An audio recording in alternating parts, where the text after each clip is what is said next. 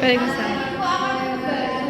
Kami dari kelompok 10 presentasikan hasil PowerPoint kami, yaitu yang berjudul belajar online. Dan di sini ada saya, Sarina Sadia, dan saya Suliana.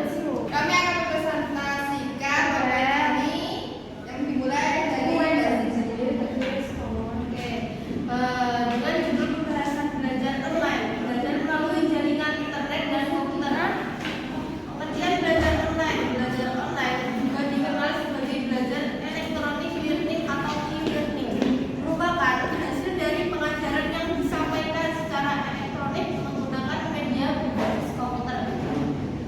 Penggunaan belajar online dalam pendidikan terus meningkat. Para siswa tidak lagi memiliki akses ke buku cetak, tetapi juga kepada materi pendidikan yang terletak jauh melampaui dinding bangunan sekolah. Anda dan siswa dapat memperoleh informasi di perpustakaan dan beragam berjauhan dan secara fisik tidak bisa diakses.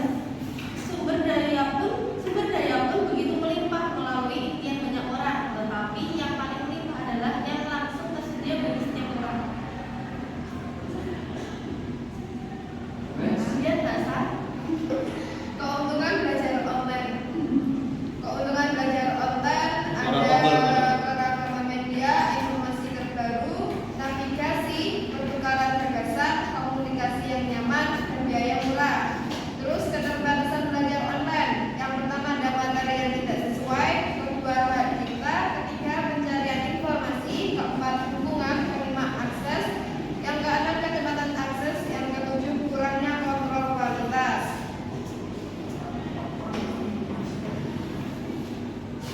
Kemudian ada web quest. Web quest merupakan aktivitas simulasi berorientasi penyelidikan di mana beberapa atau seluruh informasi yang dengannya para siswa berinteraksi berasal dari sumber daya internet dalam kurikulum sekolah. Tahapan spesifik bagi para siswa dalam sebuah web quest yaitu 1. Pengantar, 2. Tugas-tugas, 3. Proses, 4. Sumber-sumber, 5. Kesimpulan. Web quest bisa diterapkan banyak mata pelajaran dan sumber informasi seperti pemantauan kejadian terbaru untuk kajian sosial, kegiatan sains, database informasi untuk penugasan menulis eksposisi. Selanjutnya ada jaringan. Jaringan adalah pengetahuan umum bahwa komputer dapat digunakan untuk menghubungkan siswa dengan masyarakat dan sumber daya yang ada di luar kelas. Begitu Anda menghubungkan komputer yang memungkinkan masyarakat berkomunikasi dan berbagi informasi, Anda memiliki sebuah jaringan atau network. Jaringan menghubungkan rumah, sekolah, perpustakaan, organisasi, dan bisnis, sehingga para siswa, keluarga, dan profesional bisa mengakses atau berbagi informasi dan pengajaran secara digital dalam beberapa cara. Kemudian ada jenis-jenis jaringan. Yang pertama ada jaringan lokal atau LAN. Sebuah LAN menghubungkan komputer di dalam area yang terbatas, biasanya sebuah ruangan kelas, bangunan, atau laboratorium. Kedua ada jaringan area luas atau WAN. Sebuah jaringan seluas distrik atau seluas kampus yang menghubungkan seluruh bangunan melalui sistem kabel.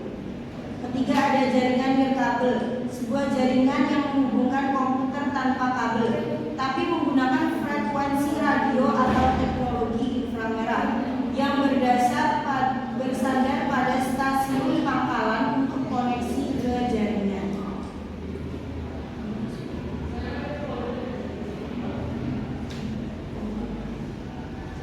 Selanjutnya World Wide Web atau disebut web, merupakan sebuah jaringan